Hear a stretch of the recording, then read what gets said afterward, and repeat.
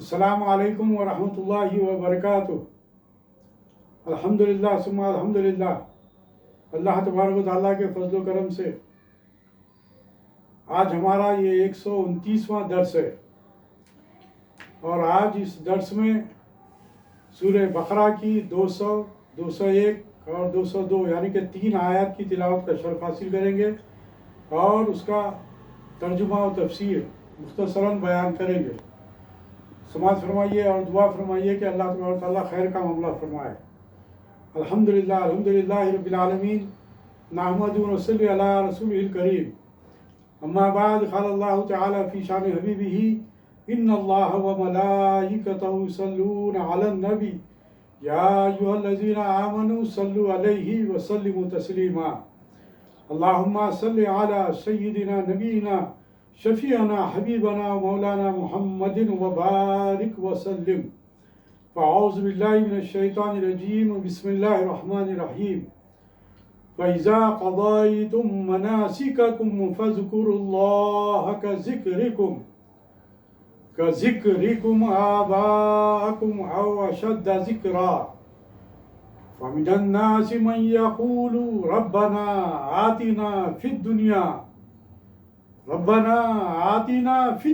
وَمَا لَهُ فِي الْآخِرَةِ مِنْ خَلَاقٍ۔ وَمِنْهُمْ مَن يَقُولُ رَبَّنَا آتِنَا فِي الدُّنْيَا حَسَنَةً وَفِي الْآخِرَةِ حَسَنَةً وَقِنَا عَذَابَ النَّارِ۔ أُولَٰئِكَ لَهُمْ نَصِيبٌ مِّمَّا كَسَبُوا واللہ سریع الحساب۔ آئیے ان آیات کا ترجمہ سماعت فرمائیے کہ پھر جب تم ارکان حج ادا کر چکو تو اللہ تعالیٰ کا ذکر کرو، جس طرح تم اپنے باپ داداؤں کا ذکر کیا کرتے تھے، بلکہ اس سے بھی زیادہ۔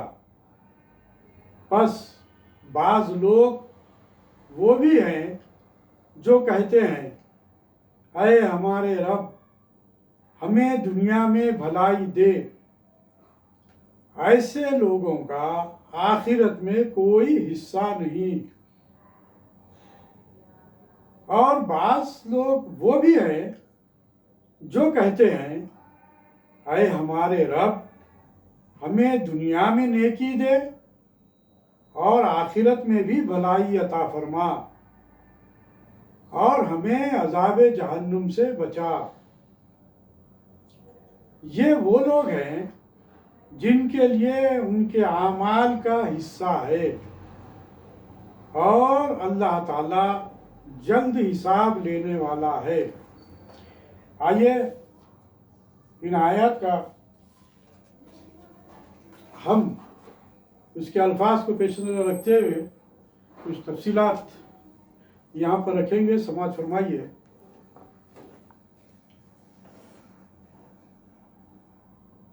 کہ بسم اللہ الرحمن الرحیم، فَإِذَا قَضَيْتُم مَّنَاسِكَكُمْ فَاذْكُرُوا اللَّهَ كَذِكْرِكُمْ آبَاءَكُمْ أَوْ أَشَدَّ ذِكْرًا۔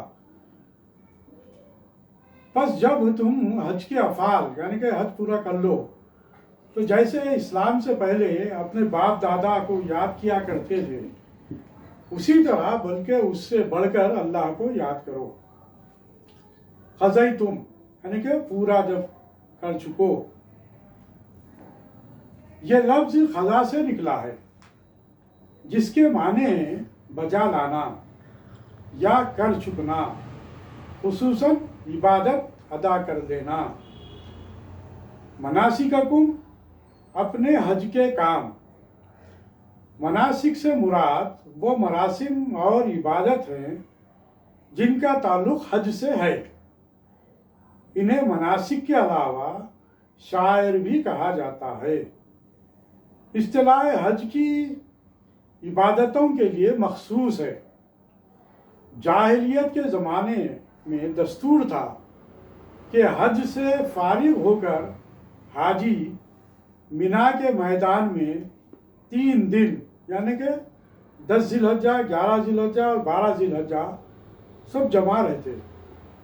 اور یہاں اپنے قبیلے اور باپ دادا کے کارناموں کا ذکر کرتے، ان کی فضیلتیں اور بڑائیاں بیان کرتے، ایک دوسرے سے بڑھ چڑھ کر فخریہ انداز میں خاندانی عظمت کا اظہار کرتے۔ یہاں پر فرمایا جا رہا ہے کہ باپ دادا کی بزرگی بیان کرنے سے کیا فائدہ ہے؟ انسان کو برتری اور بزرگی دینے والا تو اللہ تعالیٰ ہے، سب کا پیدا کرنے والا، پرورش کرنے والا، عقل، سمجھ، دانائی اور حکمت عطا کرنے والا اور شرافت و عظمت عطا کرنے والا وہی رب ہے، یعنی کہ اللہ۔ اس لیے ہر قسم کی تعریف اور ثنا اسی کے لیے مخصوص ہونی چاہیے، اس کے سوا کسی دوسرے کی بزرگی اور بڑائی کے گیت گانا، حتیٰ یہ کہ انہیں معبود کا درجہ دینا، یہ تمام اعمال شرک کے برابر ہے۔ آپ محسوس کر رہے ہیں کہ جب سے حج کا ذکر شروع ہوا ہے، مساوات، پرہیزگاری، عاجزی اور تزکیہ نفس پر برابر زور دیا جا رہا ہے۔ بار بار اللہ تعالیٰ کے ذکر، عبادت اور توبہ و استغفار کی تلقین کی جا رہی ہے۔ حرم کی حدود میں داخل ہوتے ہی سب کو ایک ہی قسم کا لباس پہننے کا حکم ہے، یعنی کہ جو احرام باندھتے ہیں۔ پھر بعض ان جائز کاموں سے بھی پرہیز کرنے کا حکم ہے جو اس راہ میں حائل ہو سکتے ہیں، یعنی کہ عبادات میں جو مخل ہوتے ہیں، یعنی کہ جو اللہ تعالیٰ کی جس طریقے سے عبادت دل لگا کر کرنا چاہیے، اس میں اگر رکاوٹ بنتے ہیں تو ایسے تمام چیزوں سے روک دیا گیا اور خالص اللہ تعالیٰ کے لیے عبادت کرنے میں مشغول ہونے کا حکم دیا گیا، کیونکہ بہت سی دل پسند اور مرغوب طبع باتوں سے اسی لیے باز رہنے کو کہا گیا ہے۔ اور پھر قدم قدم پر لبیک اللہم لبیک لا شریک لک لبیک ان الحمد والنعمت لک والملک لا شریک لک کے نعرے بلند کیے جاتے ہیں، یعنی کہ اللہ تعالیٰ کی کبریائی وہاں پر بیان کی جاتی ہے ہر قدم پر۔ تو یہ اللہ تعالیٰ کی عبادت اس طریقے سے کرنا چاہیے، اور تمام لغو باتیں، وہ تمام چیزوں کو درگزر کرنا چاہیے، نظر انداز کرنا چاہیے، ہاں ان چیزوں کو چھوڑ دینا چاہیے۔ کیوں کہ یہ جو باپ داداؤں کی تم جو تعریفیں جو بول بار رہے ہو، یہ تو عارضی زندگی ہے۔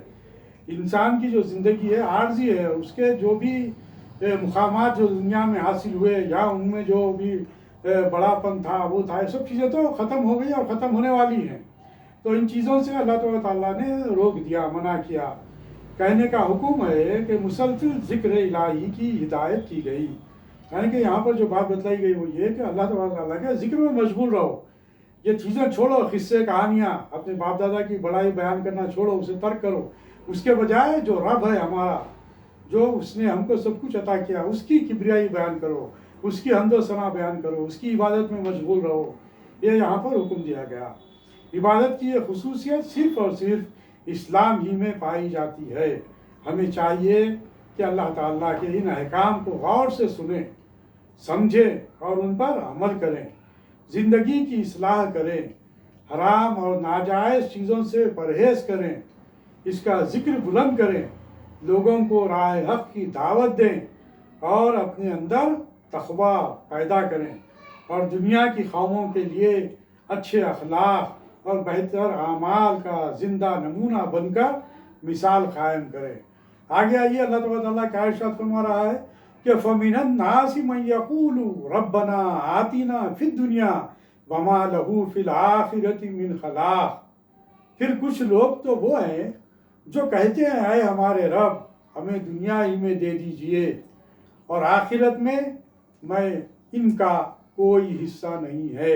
یعنی کہ اللہ تعالیٰ یہ کہہ رہا ہے کہ جو لوگ دنیا کی خواہش رکھتے ہیں اور دنیا کی تمام اپنی زندگی گزارتے ہیں تو انہیں ہو سکتا ہے کہ اللہ تبارک تعالیٰ انہیں وہ تمام چیزیں عطا کر دے اور دنیا ہی میں اسے سب کچھ مل جائے جو وہ چاہتا ہے، لیکن اس کا آخرت میں کوئی حصہ نہیں ہوگا، کیونکہ وہ اللہ تبارک تعالیٰ کے لیے اس کے اعمال نہیں ہیں، یعنی کہ جذبہ الہیت کے تحت اس کے اعمال نہیں ہیں۔ اس لیے یہاں پر یہ بات کہی جا رہی ہے کہ جو لوگ دنیا کی تمام دنیا کی خواہشات میں اپنے آپ کو لگا دیتے ہیں، انہیں دنیا میں تو سب کچھ مل جائے گا لیکن آخرت میں ان کا کوئی حصہ نہیں۔ دنیا میں بعض انسان ایسے بھی پائے جاتے ہیں جن پر دنیا کی ہوس اس قدر غالب ہو جاتی ہے کہ وہ اسے ہی اپنا انتہائی مقصد سمجھ بیٹھتے ہیں۔ ان کے نزدیک سب سے بڑی کامیابی اور فتح یہی ہے کہ زیادہ سے زیادہ مادی فائدے حاصل کریں، مال و زر کے ڈھیر لگائیں، دولت و ثروت اکٹھی کر لیں۔ اس کی جستجو میں اندھے ہوئے جاتے ہیں۔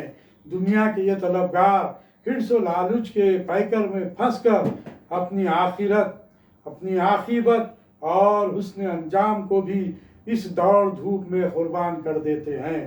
یعنی یہ کیا ایسے لوگ جو دنیا ہی کی طرف ان کی نظر ہے، جو دنیا ہی کو حاصل کرنا چاہتے ہیں، دنیا کو بنانا، سجانا، سنوارنے میں لگے ہوئے ہیں۔ ہاں، ساری زندگی بھر محنت کرنے کے بعد کیا بنتا؟ اگر جو عقل حلال سے روزی کما کر اگر جو زندگی گزارتا ہے، جس کو اللہ تعالیٰ کا خوف ہے، ڈر ہے، تو وہ بہت سے بہت 100-200 گز کا گھر بنا لے سکتا ہے، وہ بھی عارضی طور پر رہنے والا مکان، اور عارضی طور پر ہماری زندگی میں رہنے والی خواہشات، یہ تعیشات میں انسان جیسے گر جاتا ہے۔ کس لیے؟ اپنی یعنی کہ نفس کی تکمیل کے لیے، اپنی خواہشات کی تکمیل کے لیے یہ انسان ان برائیوں میں گر جاتا ہے، اس کی نظر عاقبت پر نہیں ہوتی جو ہمیشہ ہمیشہ رہنے والی ہے۔ ایسے لوگوں کے لیے دنیا ہی میں وہ سب کچھ مل جاتا ہے۔ اور پھر ایسے بھی کئی واقعات ہمارے سامنے آئے، روایات میں یہ بات آتی ہے کہ جو لوگ حافظ قرآن ہیں، بہترین قرأت سے قرآن پڑھتے ہیں، اور ان کے نیت کیا ہوتی کہ لوگ مجھے بہترین قاری کہیں، وہ لوگ مجھے بہت ہی جید حافظ کہیں۔ اور پھر اسی طریقے سے بعض لوگ سخاوت کرتے ہیں، اور ایسی سخاوت کرتے ہیں کہ بس دنیا دیکھنے والی دیکھتے رہتی کہ بھائی کیا سخی ہے، لیکن ان کے دل میں، ان کی نیت میں یہ رہتا ہے کہ لوگ مجھے سخی کہیں۔ اور ایسے بھی جیسے روایات ہمارے سامنے آتی ہے کہ لوگ جنگوں میں شریک ہوتے تھے، غزوات میں شریک ہوتے تھے، اور اکڑ کر جو ہے اس میں چلتے تھے، اور اس کی وجہ یہ ہوتی تھی کہ لوگ انہیں دیکھ کر کہیں گے ارے کیا بہادر انسان ہے، کیوں کہ ان کی نیت، ان کے دل میں نیت یہ رہتی تھی کہ دیکھنے والی یہ کہیں کہ کیا بہادر شخص ہے بول کر کہیں۔ تو اس طریقے سے بھی جو عمل کرتے ہیں، حالانکہ نیک عمل کر رہے ہیں، بڑی قربانیاں دے رہے ہیں، ہاں مال خرچ کر رہے ہیں، اور اپنے نفس پہ کنٹرول کر جو ہے سو متقی و پرہیزگار ظاہر کر رہے ہیں، لیکن اس کی نیت جو ہے وہ یہی کہ لوگ انہیں نیک کہیں، لوگ انہیں سخی کہیں، لوگ انہیں حافظ کہیں، لوگ انہیں قاری کہیں، یا لوگ انہیں بہادر کہیں۔ ایسے اچھے اعمال کرنے کے باوجود ان کی نیتوں پر اللہ تعالیٰ قیامت میں فیصلہ کرے گا، اور وہاں پر دنیا میں وہ لوگ جو چاہتے تھے انہیں دنیا میں لوگوں نے کہہ دیا، دنیا میں انہیں وہ تمام چیزیں حاصل ہو گئی جو وہ چاہتے تھے، دنیا میں وہ کہہ دیا گیا، دنیا میں انہی القاب سے پکارا گیا۔ تو اللہ تعالیٰ قیامت میں پوچھے گا، تو جب ان کے سامنے یہ لوگ اس طرح کا اظہار کریں گے کہ اے ہمارے تعالیٰ، ہم تو تیری خوشنودی میں جو سو اپنا مال لگا دیے، مال خرچ کر دیے، اور ہم جو سو تیرا قرآن پڑھتے تھے، تیرا قرآن سناتے تھے، بہترین لہن میں تیرا قرآن سناتے تھے، اور پھر لوگ کہیں گے کہ اے ہمارے تعالیٰ، ہم نے اپنی عزیز ترین چیز، ہم نے اپنی جان تیری راہ میں قربان کر دی۔ اس وقت اللہ تعالیٰ کہے گا کہ نہیں، یہ سب کچھ تم اس لیے کرتے تھے کہ تمہاری نیتیں یہ تھی بول کر وہاں پر اللہ تعالیٰ ان کی نیتوں کو ظاہر کر دے گا، اور کہے گا کہ یہ تمام چیزیں تمہیں دنیا میں حاصل ہو گئی، لہٰذا اب تمہیں یہاں پر کچھ حاصل ہونے والا نہیں۔ لہٰذا ہم جو کچھ بھی ہم اپنا عمل کریں گے وہ دنیا میں بھی ہماری بھلائی ہو، جیسا کہ اگلی آیت میں وہ بات ہمارے سامنے آ رہی ہے۔ بہرحال اس طرح یہ دنیا کی جو رغبت جو دلوں میں ہے، اس مرض میں وہ لوگ مبتلا ہوتے ہیں جو اخلاق میں پست، معاملات میں کھوٹے، برتاؤ میں خود غرض، اور آخرت کے منکر اور عارضی فائدوں کے دیوانے ہوں۔ ان کی نگاہ ہمیشہ قریبی نفع پر ہی رہتی ہے، یعنی کہ ان کی نظر دنیا میں ہوتی ہے، اور دنیا ہی میں وہ چاہتے ہیں کہ مجھے اس کا ریٹرن مل جائے، مجھے حاصل ہو جائے، جو کچھ بھی وہ کر رہے ہیں اس کا فوری طور پر فائدہ اور نفع حاصل ہو جائے۔ یہ لوگ دیر پا نتائج کو نظر انداز کر دیتے ہیں، ہر کام میں وہ اسی چیز کے متمنی رہتے ہیں جس کا جلدی سے انہیں پھل مل جائے۔ صبر اور تحمل کی طاقت ان میں نہیں ہوتی، غرض اس دوڑ دھوپ اور کوشش میں وہ اس قدر مگن ہو جاتے ہیں کہ اگر عبادت کریں اور اللہ تعالیٰ سے دعا بھی مانگے یا کوئی نیک کام بھی کرے تو اس میں بھی ان کا مقصد صرف دنیاوی فائدے حاصل کرنا ہوتا ہے۔ وہ اللہ تعالیٰ کو محض اس لیے پکارتے ہیں کہ وہ ان کے پاس روپے پیسے کے ڈھیر لگا دے، ان کی مادی ضروریات پوری کر دے۔ جہاد میں صرف اس لیے حصہ لیتے ہیں کہ مال غنیمت ہاتھ آ جائے، حج صرف اس لیے کرتے ہیں کہ تجارتی فائدے سمیٹ لیں، نماز اور زکوٰۃ اس لیے ادا کرتے ہیں کہ لوگوں کا اعتماد حاصل کر لیں اور اس سے ناجائز فائدہ اٹھائے۔ یعنی کہ لوگ اس طریقے سے نمازوں کی پابندی کرتے ہوئے اور سنتوں پر عمل کرتے ہوئے اور زکوٰۃ کا دیتے ہوئے اس طریقے سے اپنے آپ کو لوگوں کے سامنے، دنیا کے سامنے پیش کرتے ہیں کہ لوگ یہ دیکھ کر کہیں کہ یہ کتنا ہی نیک ہے، اور پھر وہ جو باتیں کہتے ہیں تو اس کے اوپر بھروسہ کرتے ہیں، اعتماد کرتے ہیں، اور پھر وہ اس اعتماد کو حاصل کر کے اپنا فائدہ حاصل کر لیتے ہیں۔ تو اس سے بچنے کی ہم کو جو سو تلقین کی گئی ہے، اس سے ہم کو بچنا چاہیے۔ ان لوگوں کے نزدیک جنت اور آخرت کی نعمتیں کوئی شے نہیں، وہ قیامت کو ایک بیکار عقیدہ سمجھتے ہیں۔ مرنے کے بعد کی یقینی زندگی ان کے خیال میں ایک انہونی سی بات ہے۔ زندگی کے اعمال کے بدلے کا عقیدہ وہ نہیں مانتے۔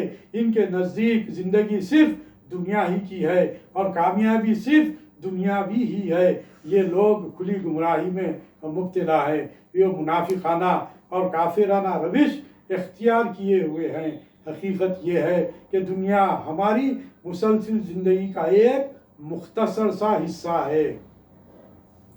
باقی اور ہمیشہ رہنے والی زندگی ہمیں موت کے بعد حاصل ہونے والی ہے۔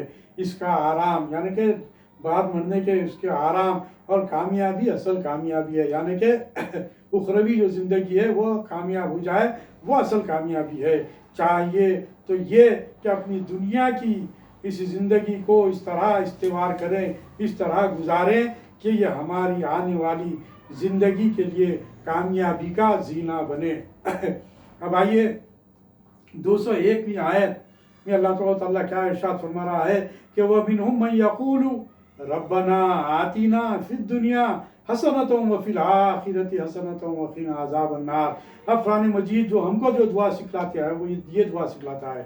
کیا اور کچھ ایسے لوگ بھی ہیں جو کہتے ہیں ہمارے پروردگار ہمیں دنیا کی بھی بھلائی عطا فرما اور آخرت کی بھی بھلائی عطا فرما اور ہمیں دوزخ کے عذاب سے بچا لیجئے۔ جیسا کہ پچھلی آیت میں ان لوگوں کا ذکر تھا جو صرف دنیا کے طلبگار ہیں، وہ اگرچہ اللہ کا انکار تو نہیں کرتے لیکن آخرت کو بالکل نہیں مانتے۔ ان کی دعائیں، التجائیں، تمنائیں اسی مادی دنیا کی ترقیوں تک محدود رہتی ہیں اور ان کی عبادت کا مقصود بھی صرف دنیا کے فوائد کا حصول ہوتا ہے۔ اللہ تعالیٰ نے ان کی سزا یہ بتائی کہ آخرت میں انہیں کسی قسم کا کوئی ثواب اور حصہ نہیں ملے گا، کیونکہ وہ جو کچھ چاہتے ہیں اور جس کے لیے کوشش کرتے ہیں وہ انہیں دنیا میں مل جائے گا۔ اب جبکہ انہوں نے اس دنیا میں مطلب پا لیا تو آخرت میں ان کے حصے میں کچھ بھی نہیں ہوگا۔ موجودہ سبق میں یعنی کہ اس آیت میں جو بات سامنے ہمارے آتی ہے وہ یہ کہ ان صحیح خیال اور درست کردار مومنوں کا ذکر ہے، یعنی کہ جو لوگ دنیا کی بھی بھلائی چاہتے ہیں اور آخرت کی بھی بھلائی چاہتے ہیں اور پھر ساتھ ساتھ اللہ تعالیٰ سے ڈرتے بھی ہیں اور اس کے خوف بھی کھاتے ہیں اور پھر دعا بھی کرتے ہیں کہ اے باری تعالیٰ ہمیں عذاب جہنم سے بچا لے، عذاب نار سے ہمیں بچا لے۔ جو آخرت پر یقین رکھتے ہیں، جن کے نزدیک قیامت اور مکافات عمل ضرور پیش آئیں گے، اس لیے ان کی نظر محض دنیا پر نہیں بلکہ آخرت پر بھی ہوتی ہے، اس لیے وہ آخرت سے منہ موڑ کر صرف دنیا نہیں چاہتے اور ایسے کام نہیں کرتے جن سے انہیں دنیا کا فائدہ تو مل جائے لیکن آخرت کا ثواب جاتا رہے۔ وہ اپنے معاملات، برتاؤ اور معاشرت میں حسن انجام کو ملحوظ رکھتے ہیں، یعنی کہ حسن انجام یعنی کہ آخرت، خاتمہ بخیر. ہم جو دعائیں کرتے ہیں کیا دعا کرتے ہیں؟ اے باری تعالیٰ ہمارا خاتمہ بخیر فرما، کلمہ طیبہ ہمارے زباں پر ہو جب ہماری روح اس جسم سے نکل جائے. یہ تمام چیزیں ان لوگوں کے صفات حمیدہ ہے جو لوگ آخرت پر نظر رکھتے ہیں، جو لوگ اللہ پر ایمان رکھتے ہیں، صلی اللہ علیہ وسلم پر ایمان رکھتے ہیں اور اللہ تعالیٰ سے بے پناہ محبت کرتے ہیں اور اس کی نافرمانیوں سے ڈرتے ہیں. ایسے لوگوں کی یہ دعا ہوتی ہے کہ اے باری تعالیٰ تم ہماری دنیا بھی اچھی کر دے اور ہماری آخرت بھی اچھی کر دے اور ہمیں عذاب جہنم سے بچا. حسنا سے یہ ظاہر ہے کہ مومن خیر و خوبی کا طالب ہے، دنیا کی بھی اور آخرت کی بھی. دنیا میں وہ عمل کرنے کی توفیق مانگتا ہے، اپنی دعاؤں اور عبادتوں سے وہ نیک عملی اور نیک کوکاری کی استعداد اور طاقت طلب کرتا ہے اور آخرت میں اس نیک عملی اور نیک وکاری کا نیک پھل مانگتا ہے. وہ دنیا اور آخرت دونوں کو ساتھ ساتھ لے کر چلتا ہے. دنیا میں اعلیٰ اخلاق اور عمدہ معاملات کرتا ہے اور آخرت کے لیے توشہ بناتا ہے اور اللہ تعالیٰ سے دعا مانگتا ہے کہ مجھے دوزخ کی آگ سے بچا، مجھے جنت میں جگہ دے اور کامیابی نصیب کر. بہترین انسان کی زندگی کا معیار یہی ہے کہ اپنی زندگی اور زندگی کے معاملات میں دنیا اور آخرت دونوں کو پیش نظر رکھے اور جہنم کے عذاب سے ڈرتا رہے. یہ بات یاد رہے کہ اسلام نے دنیا اور آخرت کا مقابلہ تو بتلایا ہے لیکن دین و دنیا کا مقابلہ نہیں کیا. مبارک ہے وہ انسان جو دنیا میں ایسی زندگی بسر کرتے ہیں جو دنیا کے ساتھ ساتھ آخرت میں بھی سنوارنے کی کوشش کرتے ہیں اور اللہ تعالیٰ سے دعا کرتے ہیں. آپ دیکھیے کہ ایک روایت ہمارے سامنے آتی ہے کہ سرکار دو عالم صلی اللہ علیہ وسلم ایک شخصی یعنی کہ ایک صحابی کے عیادت کے لیے جاتے ہیں اور وہاں پر جا کر جب دیکھتے ہیں کہ وہ انتہائی دبلا ہو گیا ہے اور اس کے جسم سے جو ہے سو گوشت کم ہوتا چلا جا رہا ہے، اس میں دبلا پن پیدا ہو گیا ہے. تو جب سرکار دو عالم صلی اللہ علیہ وسلم اس سے سوال کرتے ہیں کہ کیا بات ہے کہ تم جو ہے سو ایسے ہو رہے ہو، تو اس نے یہ کہتا ہے کہ کیا کروں یا رسول اللہ، میں اللہ تبارک و تعالیٰ سے یہ دعا کیا تھا کہ اے باری تعالیٰ مجھے آخرت کا جو عذاب ہے وہ عذاب مجھے آخرت میں نہ دے، جو دوزخ کا عذاب ہے مجھے دوزخ کا عذاب مجھے آخرت میں نہ دے، بلکہ جو کچھ بھی اگر مجھ سے نافرمانیاں ہوئی ہے تو وہ عذاب مجھے دنیا ہی میں دے دے. اس وقت سرکار صلی اللہ علیہ وسلم نے کہا کہ واہ کیا بات ہے، کون ہے جو وہاں کے عذاب کو یہاں پر برداشت کر سکتا ہے؟ لہٰذا تم کو کیا یہ نہیں معلوم کہ تمہیں چاہیے کہ یہ دعا کرو؟ بول کر یہی دعا سکھلائی سرکار دو عالم صلی اللہ علیہ وسلم نے کہ ربنا آتینا فی الدنیا حسنۃ وفی الآخرۃ حسنۃ وقنا عذاب النار. اس کے بعد سے پھر وہ صحابی اس دعا کو کرنے لگے تو پھر اللہ تعالیٰ نے انہیں آہستہ آہستہ صحت دے دی. آئیے اب آگے جو آیت ہے 202 جو آیت ہے اس کا میں ترجمہ اور اس کا مختصر سی تفصیل آپ کے سامنے رکھوں جو کہ حقیقت ہے، اس پر ہم کو غور و فکر کرنا چاہیے. وہ کیا ہے؟ اولا بسم اللہ الرحمن الرحیم اولئک لہم نصیب مما کسبوا واللہ سریع الحساب. یہی لوگ ہیں جن کو ان کے اعمال کی وجہ سے آخرت میں حصہ ملے گا. یعنی کہ گزشتہ آیت میں جو بات بتلائی گئی، جو دعا سکھلائی گئی، دنیا کی اور آخرت کی جو بھلائی چاہتے ہیں ان کے لیے یہ ایسے لوگ ہیں، ان کے تعلق سے یہاں پر بیان کیا جا رہا ہے اور بیان کیا جا رہا ہے کہ اور اللہ جلد حساب لے لیں گے. ان آیات میں جو باتیں بھی سامنے آئی ان سب کا حساب اللہ تبارک و تعالیٰ لینے والا ہے، نیک کا بھی اور بد کا بھی. بہرحال قرآن مجید نے پچھلی آیتوں میں 2 قسم کے لوگوں کا ذکر کیا ہے. ایک وہ جو صرف دنیا کی زندگی میں ہر قسم کی کامیابی چاہتے ہیں، اپنے ہر عمل اور عبادت سے ان کا مقصود صرف دنیا کمانا ہوتا ہے. وہ نہ قیامت پر یقین رکھتے ہیں نہ دوسری زندگی کے نتائج پر، اس لیے اپنی محنت اور کوشش کا پھل وہ اسی دنیا میں مانگتے ہیں. ایسے لوگوں کو آخرت میں کوئی اجر نہیں ملے گا. دوسرے وہ جو اللہ اور یوم آخرت اور دوسری زندگی آنے کے ہمیشہ ہمیشہ رہنے والی ابد الآباد زندگی پر ایمان رکھتے ہیں، اپنی نیکیوں کے بدلے صرف دنیاوی جاؤ جلالی نہیں مانگتے بلکہ ایسے کام کرتے ہیں کہ ان کی دنیا اور آخرت دونوں درست ہو جائیں. یہاں پر جو بات بتلائی جا رہی ہے کہ ایسے کام کرتے ہیں جس سے ان کی دنیا اور آخرت دونوں درست ہو جائیں، دنیا کے علاوہ انہیں اخروی زندگی میں بھی آرام ملے گا. گویا गोया वो दोनों जिंदगियों को अपनी अपनी जगह पर रखते हैं।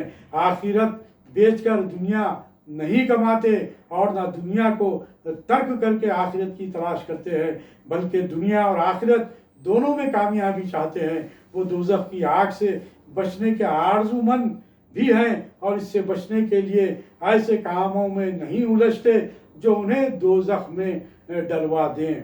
इन दूसरी किस्म के लोगों का अंजाम इस आयत में बयान किया गया है, यानी ये कि इन लोगों को इनके नेक आमाल के एवज़ आखिरत में नेक अजर मिलेगा। इनकी ख्वाहिश के मुताबिक दोज़ख से इन्हें दूर रखा जाएगा, इनकी भूल चूक माफ़ कर दी जाएगी, जन्नत में रहने की जगह दी जाएगी और वो देख लेंगे कि दुनिया की ज़िंदगी के बाद एक आखिरत की ज़िंदगी भी है। दुनिया का मालो मता इस ज़िंदगी के लताइफ के मुकाबले में कुछ भी नहीं। दुनिया की आसाइश, इज्जत और मर्तबा सब आर्जी और नापायदार थे। इसके मुकाबले में जन्नत की नेमतें अबदी और सुकून हमेशा हमेशा के लिए उसे हासिल रहेगा। यहाँ का आराम और चैन हमेशा रहने वाला है, यानी कि आखिरत का, यानी कि जन्नत का। सरीउल हिसाब कह के अल्लाह ताला ने इन तमाम लोगों को तंबीह की है जो आखिरत पर ईमान नहीं रखते और सिर्फ दुनिया मांगते हैं। इन्हें बता दिया कि अल्लाह ताला बहुत जल्द हिसाब लेने वाला है, क़यामत कुछ दूर नहीं। इस दिन उस दिन ये लोग देख लेंगे कि आखिरत को भूलकर दुनिया में ही अपने आमाल का अजर मांग कर वो कितने खसारे में रहे, किस कदर अपनी नफसानी ख्वाहिशात को पूरा करने में लगे हुए रहे और आखिरत को भूल गए कि वहाँ पर जवाब देना है। दूसरी तरफ इस जुमले से अल्लाह ताला ने इन लोगों को तस्कीन दी है जो आखिरत पर ईमान रखते हैं और दुनिया और आखिरत दोनों की कामयाबी चाहते हैं। इन्हें बता दिया कि तुम्हें बहुत जल्द तुम्हारे नेक कामों का पूरा पूरा अजर मिलेगा, इसलिए तुम अपनी रविश में यानी कि नेकोकारों में पुख्ता हो जाओ, नेकियों के अमल में पुख्ता हो जाओ। और अल्लाह ताला ने दुनिया को मुक़द्दम बयान किया है और आखिरत की दुआ का जिक्र बाद में किया है। यानी इस्लाम दुनिया का मुखालिफ नहीं बल्कि चाहता है कि दुनिया के काम आखिरत के तसव्वुर से किए जाएं। यानी कि अल्लाह ताला ने जो हमें जो मुख्तसर सी जो ज़िंदगी अल्लाह ताला ने अता की है, इसी ज़िंदगी में हमको इस तरह अपनी ज़िंदगी गुजारना है, इस मुख्तसर सी दुनिया में इस तरीक़े से हमको अपनी ज़िंदगी गुजारना है कि हमारी दुनिया भी अच्छी हो जाए और आखिरत भी अच्छी हो जाए। हमारी दुनिया में भी हमको तमाम चीज़ें हासिल हो जाए आराम और आसाइश के। इसमें कोई शक नहीं कि अक्ल हलाल कमाई कमाते हुए आप जिस कदर मालूम मता हासिल करना चाहते हैं आपको इस बात की इजाज़त है, लेकिन इस बात को हमेशा पेश नज़र रखें कि जो कुछ भी हम कर रहे हैं हमारा ज़मीर इस बात पर हमको जो है सो ज़ाहिर करता है, बतलाता है कि हमारे जो आमाल है वो नेक है या बद है। इन बातों को हमेशा हमको पेश नज़र रखना चाहिए और इस मुख्तसर सी दुनिया को इस तरीके से गुजारना चाहिए जिससे हमारी दुनिया भी संवर जाए और आखिरत भी संवर जाए और हम अज़ाब जहन्नुम से बचे रहे। अल्लाह ताला से दुआ है कि बारी ताला तो हम पर रहम करम का मामला फरमा, हमारे क़ुलूब को तू ऐ बारी ताला नेकियों की तरफ फेर दे।